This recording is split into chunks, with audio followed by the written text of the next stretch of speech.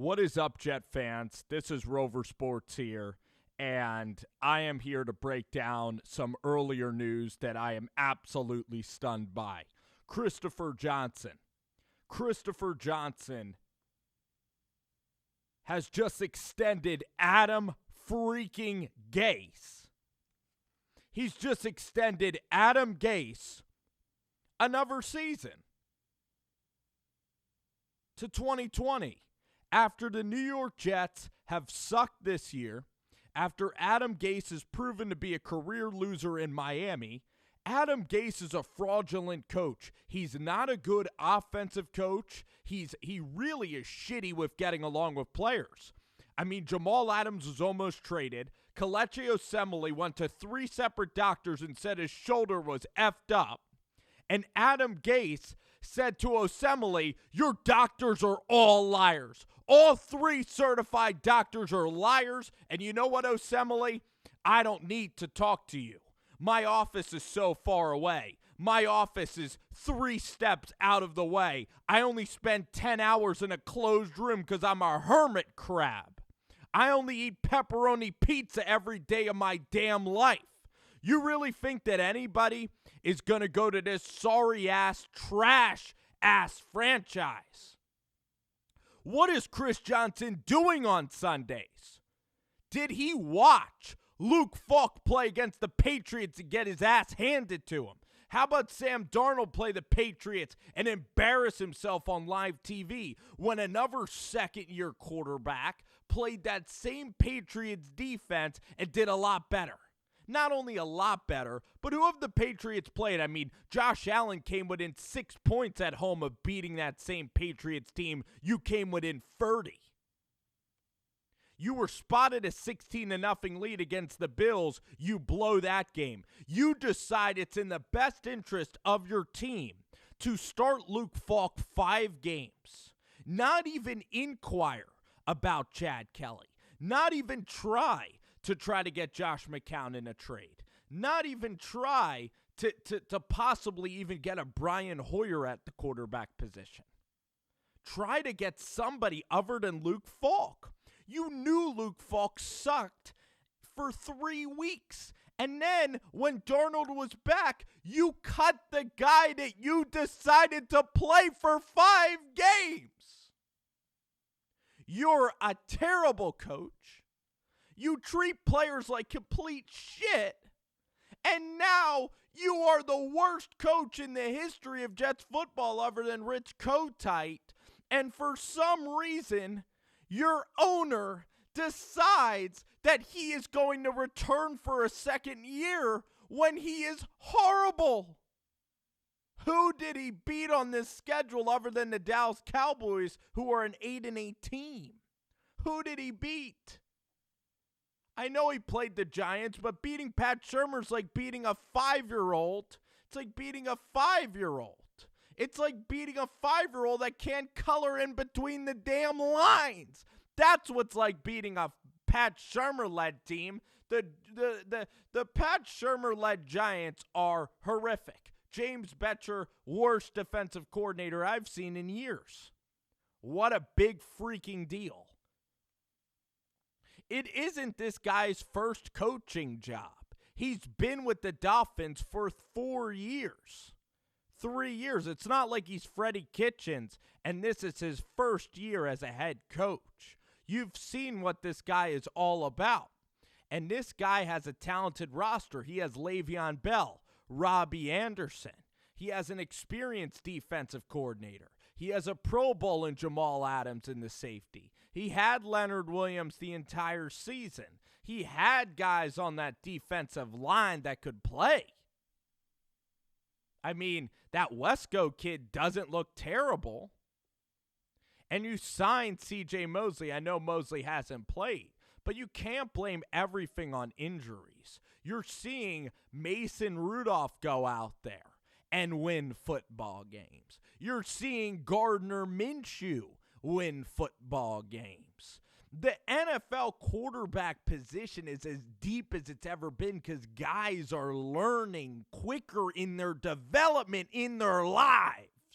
You have Kyle Allen learning how to play quarterback in Scottsdale since he was 13 freaking years old, and that's why he doesn't even need to be drafted, and he is still suitable.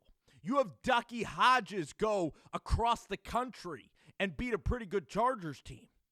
Ducky freaking Hodges. And you decide it's all right to have Luke Falk as your quarterback. Now the New York Jets, you know what's going to happen to the New York Jets? They're not only going to be horrible this year, they're going to be horrible for the next 2 years. So then you're completely now behind the eight ball another year because Sam Darnold now has to stay with Adam Gase another year. Sam Darnold's going to be done by the time his rookie contract's going to be over, and now a new head coach is going to take on a battered roster. I bet Jamal Adams is going to hold out next summer. He's not going to be on this team going forward. Joe Douglas already severed ties there. So New York Jets fans, you're not going to be good until 2022.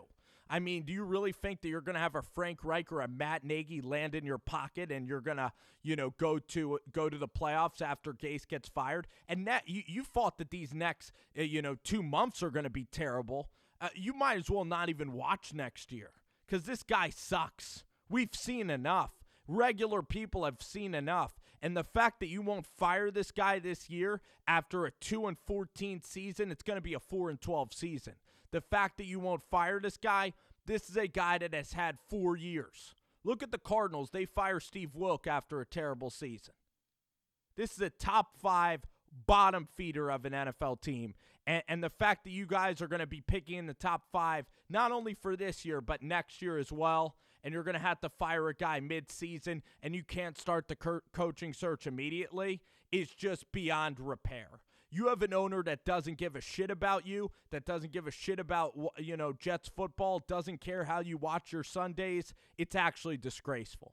You make John Mara look like his grandfather or like his dad. You make Jerry Jones look like freaking Bob Myers or whoever. You make Jerry Jones look like the greatest owner to ever grace God's green earth. He's not that bad, but he's not the greatest owner ever. I mean, the fact that Adam Gase deserves a second year after the Osemele situation, after the Jamal Adams blow-up, after going to Miami and losing to a team that is trying to lose, and then in the past with 2 minutes left, you're not even hurrying up, you're not even trying. The Miami Dolphins beat a quarterback in Brian Hoyer that is equivalent to Luke Falk. So don't tell me that Miami Dolphins team is any good whatsoever. The Bills are going to smash the Dolphins. But before this week, when you guys lost to the freaking Dolphins, everybody wanted Adam Gase fired. So I'm sure I'm just singing to the choruses here, singing to the chapel. But the fact is, you lose to the Miami Dolphins, and you get blown off the field. Your offensive line is terrible. Sam Darnold is playing horrible. The defense is non-existent whatsoever. And you're going to lose to the Redskins this week, probably. I wouldn't be shocked at all. That line's like a pick-em game. You really think that Adam Gase is your future? You really think that Adam Gase is going to be here for 10 years? Is that what Christopher Johnson believes? Yeah, he'll be back next year. He's the guy going forward. He'll be back next year. I don't care if we're 4-12. The vote of confidence. It's not like it's Scott Frost. It's not like it's a legend who's a rock star everywhere. This is a guy who couldn't even succeed in the easiest market to succeed in the NFL, where no one gives a shit about football since 1975, and that's Miami, Florida. When you go to Miami, Florida, you don't go to football games. You know what you do there? You golf, you play tennis, you hit on hot chicks. That's what South Beach is about. You go clubbing, you get drunk. You drink a lot of alcohol, and you don't sit out in 90-degree weather and watch a football team play. And Adam Gase in that market, which is the easiest media market in the world, still managed to be a complete and utter disaster. He's not a people person. He doesn't connect people together. Who are the best coaches? Dabo Swinney, PJ Fleck, Nick Saban. Bill Belichick, Kellen Moore, Kyle Shanahan, LaFleur, all these young guys, vibrant, great personalities. You don't need staleness, and it's just completely and utterly absurd. It's ridiculous. I can't believe the New York Jets are this stupid. You're not going to be good for another 5 years now. Your owner putting you in a huge hole. Adam Gase has had 4 years to coach, and he's never been successful at all. And he's showing no signs of improvement. I mean, losing to the Dolphins, give me a break. Give me a break. Gase is a disaster. I'm not breaking any news, but apparently Christopher Johnson thinks Gase is somehow not a disaster and somehow the right way to proceed.